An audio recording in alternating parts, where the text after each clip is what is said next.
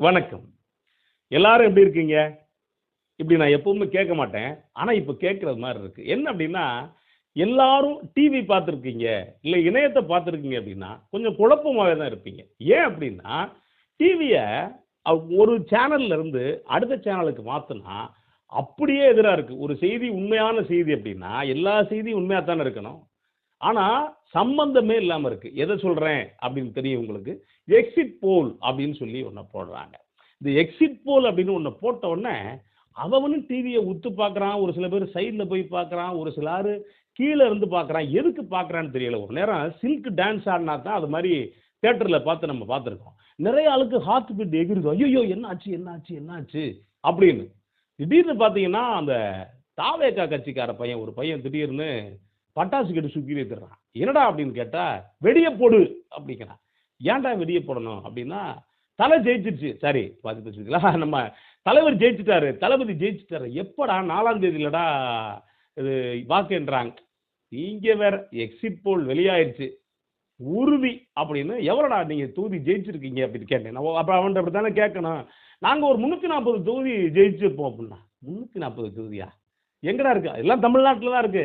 ஐயோ! ஐயோ! உங்களுக்கு தெரியல. நீங்க ஒரு பைத்தியம்ன்னு என்னைய சொல்றான். சரி ரைட் நம்ம அவங்கள்ட்ட இப்படித்தானே இருக்கணும்.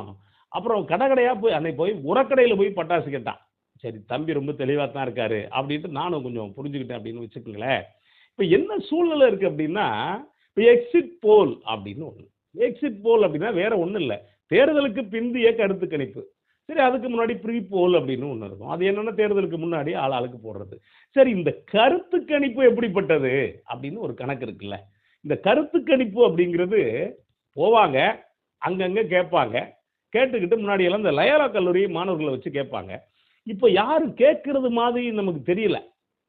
ஆளாளுக்கு அடிச்சு விடுறது. நம்ம இந்த டிவி சேனல்ல பார்க்கும்போது தான் நமக்கு தெரியிற மாரி இருக்கு. ஒரு சேனல்ல பார்த்தீங்கன்னா, ஸ்டாலின் முந்துகிறார் அப்படின்னு போட்டிருக்கு. சரிப்பா, ரைட்டு. அடுத்து என்னப்பா? அப்படின்னா, அடுத்து இவரு நம்ம எடப்பாடி பழனிசாமி ஆட்சி அமைக்கிறார். ரைட்டுப்பா, சரிப்பா. இதுவரைக்கும் கூட நமக்கு ஒரு நம்பிக்கை இருக்குன்னு வச்சுக்கங்களேன். அதுக்கு அடுத்து இன்னொன்னு சொன்னாய்ங்க. அப்படின்னா, அப்பதான் இவரு தாவேகா அவரு இந்த இதுக்கெல்லாம் போயிட்டு வந்தார்ல, திருச்செந்தூர் போயிட்டு வந்தார்ல இப்ப, அவரு.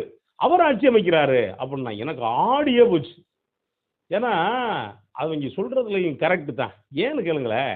இப்ப அதிமுகவுக்கு ஓட்டு போட்டேன், அவ்வளவு சீக்கிரம் சொல்லிற மாட்டான். திமுகவுக்கு ஓட்டு போட்டவன் அவ்வளவு சீக்கிரம் சொல்லிற மாட்டான். என்ன காரணம் அப்படின்னா, சிரிச்சுக்கிட்டே போவாங்க. நீங்க கண்டே பிடிக்க முடியாது. அப்படியா? ஒரு சில ஆட்கள் சொல்லும். "தம்பி ஓட்டு போட்டது என் உரிமை. நான் யாருக்கு வேணாலும் போடுவேன்." இப்ப எங்க அம்மாலாம் இதுவரைக்கும் யாருக்கு ஓட்டு போட்டுச்சுன்னு இதுவரைக்கும் நீங்க சிதம்பரம் ரகசியத்த விட ரொம்ப முக்கியமான ரகசியம். ஆனா, அந்த தாவேகாவுக்கு ஓட்டு போட்டவன் எப்படி அப்படின்னா, இந்த புதுசா மீசை முளைச்சவன்லாம் சும்மா இருக்க மாட்டான். இந்த எண்ணெய போட்டு பார்ப்பான். ஒரு சில பேர் உரம் போடவான்னு கேட்கிறவன்லாம் இருக்கான். எண்ணெய போட்டு பார்ப்பான், அப்புறம் இழுத்து பார்ப்பான், அப்புறம் இப்படிம்பான், அப்புறம் இப்படிம்பான், அப்புறம் இப்படிம்பான். இன்னும் ஒரு சில பேரு சீக்கிரமா மீசை வரட்டும்னு டக்குன்னு இழுத்து விட்டுருவான். இழுத்து விட்டு பார்த்தீங்கன்னா, வித்தியாசமான கெட்டப்ல இருப்பான். இதே மாதிரி தான் இப்ப தாவேகாவுக்கு ஓட்டு போட்ட செட் எல்லாம். டக்குன்னு வெளியில போன உடனே, "டிவிகே" அப்படின்ட்டு அவன் பாட்டுக்கு போயிடுறான். அது எப்படி இந்த வார்த்தைய கண்டுபிடிச்சாய்ங்க அப்படின்னு தெரியல. எனக்கு என்ன அப்படின்னா, ஓட்டு போடுறப்ப அங்க போய் விசில் அடிக்காம விட்டாய்ங்கல்ல, அதுவே ரொம்ப பெரிய விஷயம். இந்த இவங்களுக்கு ரோலர் குடுத்திருந்தா யோசிச்சு பாருங்களேன். வீட்ல ஆயாப்பன் சொத்த வித்துட்டு, ஆளாளு ரோலர இழுத்துட்டு திரிவாய்ங்க. நல்ல வேளை விசில குடுத்துட்டாங்க அப்படின்னு வச்சுக்கங்களேன். இப்ப என்ன அப்படின்னா, நாம் தமிழர் கட்சிக்கு மட்டும் தான் அதுல போடல. இப்போ எக்ஸிட் போல் அப்படின்னு ஒண்ணு இருந்துச்சுன்னா, உண்மையிலே எப்படிங்க இருக்குன்னு நான் சொன்ன மாரி. ஒரு ஊருக்குள்ள போய் ஒரு 50 பேர்ட்டயாவது கேட்டிருக்கணும். இல்ல 100 பேர்ட்டயாவது கேட்டிருக்கணும். அதுல நான் என்ன சொல்றேன், நீங்க கருத்து கணிப்புன்னு வந்துச்சு அப்படின்னா, ஒரு 5 சீட்டு வித்தியாசம் வரலாம். 10 சீட்டு வித்தியாசம் வரலாம். அட 20 சீட்டு கூட வந்து தொலைச்சிட்டு போடுமே. ஆனா என்ன அப்படின்னா, இந்த நம்ம ஏன் டிவிய சொல்லிக்கிட்டு, ஒரு டிவில அவருக்குன்றாங்க, ஒரு டிவில இவருக்குன்றாங்க, இன்னொரு டிவில இவருக்குன்றாங்க. இவங்க பாவம் ஏன் சீமான் இது சம்பந்தமா பேசலையான்னு தெரியல. அவரு சொல்லியிருந்தாருன்னா, அவர் எப்படி ஒரு 350 தொகுதி ஜெயிச்சதா, இது ஜெயிக்கிறதா போட்டு விட்டுருப்பாங்க அப்படின்னு வச்சுக்கங்களேன். இத தாண்டி இன்னொருத்தங்க இருக்காங்க. இத பல பேர் பேச மாட்டேங்கிறாங்க. நம்ம ரொம்ப வருத்தமா இருக்கு. யார் அப்படின்னா, சின்னம்மா. இப்ப சின்னம்மா வந்து நினைச்சாங்க அப்படின்னா, சின்னம்மா வந்து 234 தொகுதிகளை இல்ல சின்னம்மாவுக்கு தான் 234 தொகுதி. சின்னம்மானா யாருன்னு உங்களுக்கு தெரியும். ஆனா, நம்ம விஜய் அண்ட் கோவுக்கு 347 தொகுதி, 257 தொகுதி. 239 தொகுதி என்னென்னமோ தொகுதியெல்லாம் இருக்குன்னு வச்சுக்கோங்களேன். ஏன்னா அவர் 4 தொகுதியில வந்தாலே ஆட்சி அமைக்கக்கூடியவர். அது மாதிரியானவர். இப்ப அந்த விஜய் அண்ட் கோவுல வந்து இந்த மாதிரி வேலைகள்லாம் பார்க்குறாங்க. ஆனா இந்த அம்மா வந்துட்டு அது அந்த அம்மாவுக்கு ஒரு வாய்ப்பு இருக்கு. இப்ப இதுல அந்த அம்மா ஒரு ஆள வச்சு ஏதாவது எக்ஸிட் போல்ல போட்டு அந்த அம்மா அடிச்சு விட்டுருக்கலாம். அந்த அம்மாவ கொஞ்சம் மறந்துட்டாங்க போல இருக்கு. அப்ப அப்படி பார்த்தீங்கன்னா 4 முனை போட்டி அப்படிங்கிறது 5 முனை போட்டி ஆகுது. இப்ப அந்த அம்மா ஜெயிச்சுட்டாங்கன்னா என்ன பண்றது? இப்ப அந்த டீம்ல யாரும் பட்டாசு வாங்கல. சரி ரைட்டு.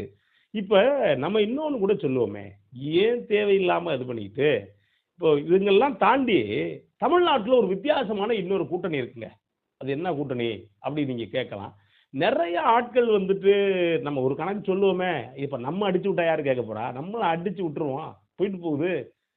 நீங்க மண்டைய பிக்கிறத விட முடிய பிச்சுக்கிட்டு கிடங்க அப்படின்னு சொல்ல வேண்டியதுதான். நம்ம ஒரு எக்ஸிட் போல்னு ஒண்ணு சொல்லுவோம். என்ன அப்படின்னா, இந்த தமிழ்நாட்டுல இருக்கக்கூடிய எல்லா தொகுதியிலையும் ஆ சுயேட்சையா இருந்தாங்கல்ல, இந்த சுயேட்சையா இருந்தவங்கலாம் சேர்ந்து பேசி, எல்லா ஊர்லயுமே சுயேட்சை தான் ஜெயிக்கிறாங்க.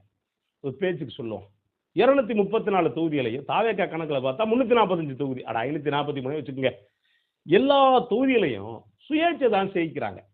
சுயேட்சை உலர்ந்து பார்த்தீங்களா? சுயேட்சையை ஜெயிச்சு, எல்லா சுயேட்சையும் சேர்ந்து பேசி, தொகுதிக்கு தொகுதி, மொத்தமா ஒரு தொகுதி கூட வேற ஆள் கிடையாதுங்க. அவங்களுக்குள்ள சேர்ந்து பேசுறாங்க. சேர்ந்து பேசி, அப்ப ஜெயிச்சுட்டாங்கன்னா ஆட்சி அமைக்கணும்ல. கட்சின்னா அவங்க முடிவு பண்ணிருவாங்க. இப்ப என்ன பண்ண போறாங்க அப்படின்னா, இந்த 234 பேர் இல்ல 543 பேர் யாரோ ஒரு ஆள் வச்சுக்கோங்களேன். எல்லாருமா சேர்ந்து மாரியம்மன் கோயில்ல போய் மொத்தமா எல்லார் பேரையும் சுருட்டி போடுறாங்க. எல்லார் பேரையும் சுருட்டி போட்டுட்டு, அதுல டிவிகே விஜய் ஐயய்யோ! அவர் இல்ல. இல்ல வேற யாரும் இல்ல. அந்த இத விட்டுட்டு தேர்தல் ஆணையர் இல்ல அவரையும் இல்ல. வேற யாரையாவது ஒரு ஆள விட்டு அந்த சீட்டுக்குள்ள கைய விட்டு குலுக்குன்னு குலுக்கி அதுல ஒரு ஆள எடுக்குறாங்க. எடுத்து பார்த்தா அவர் பேர் இருக்கு. இப்ப அவர் தான் முதலமைச்சர் ஆக போறார். இப்படின்னு கூட ஒரு எக்ஸிட் போல் போடலாம். சுவாரஸ்யமா இருக்கும்ல. சும்மா வந்துகிட்டு விஜய் வர்றாரு, அவர் வர்றாரு, இவர் வர்றாரு.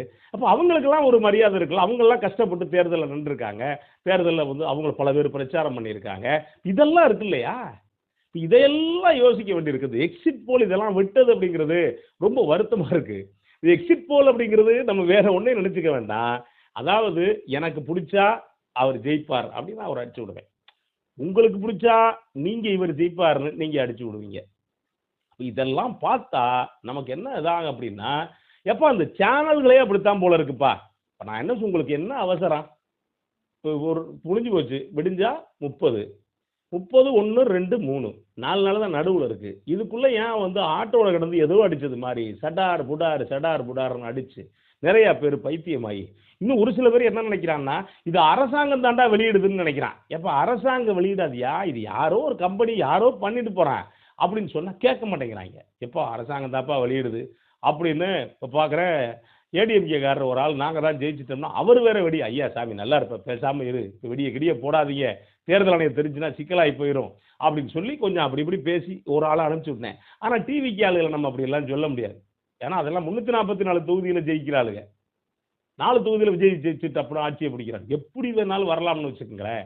ஆனால் மொத்தத்தில் பார்த்தீங்கன்னா நம்ம இந்த டிவியை இந்த எக்ஸிட் போல் கணக்கில் பார்த்தோம் அப்படின்னா கிறுக்கு பிடிக்காதவனுக்கு கிறுக்கு பிடிச்சிரும் போல இருக்கு. ஆனால் என்ன அப்படின்னா கொஞ்சம் புரிஞ்சுக்கிட்டீங்கன்னா ஜாலியாக இருக்கும். சரிப்பா எல்லாரும் போய் தானே பேசுகிற, பேசி தொலைஞ்சிட்டு போ, 4ஆம் தேதி 10 மணிக்கு பார்த்துக்குவோம் அப்படின்னு சொல்லிட்டு இருக்கக்கூடிய ஆட்கள் அப்படி எடுத்துக்கோங்க. ஒருவேளை யாராவது புரியலை அப்படின்னீங்கன்னா ரொம்ப கவலைப்படாதீங்க. எவ்வளவோ பொய்களை சொல்கிறாங்க.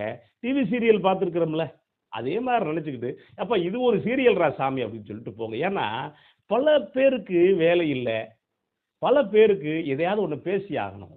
அப்போ அப்படி பேசுகிறாங்க அப்படின்னு வச்சுக்கோங்களேன். மற்றபடி நம்ம சொல்கிற மாதிரி ஒருவேளை இந்த மிராக்கள் கூட நடந்தால் நடக்கலாம். யார் இந்த சுயேட்சையை சேர்ந்து ஆட்சி அமைக்கிறது நடந்துட்டு போகுது. இப்போ முதல்வன் படம் வந்துச்சுல நம்பணுமா? அதே மாதிரி நீங்கள வச்சுக்கோங்களேன். இதையும் ஜாலியாக எடுத்துக்கங்க. வரட்டும் 4ஆம் தேதி பார்ப்போம். அது வரைக்கும் விஜய் ஆட்சியில் இருப்பார். ஐயோ நமக்கு குழம்பிருச்சு பார்த்தீங்களா? அது வரைக்கும் ஏதோ ஒன்று ரைட்டு. நன்றி, வணக்கம்.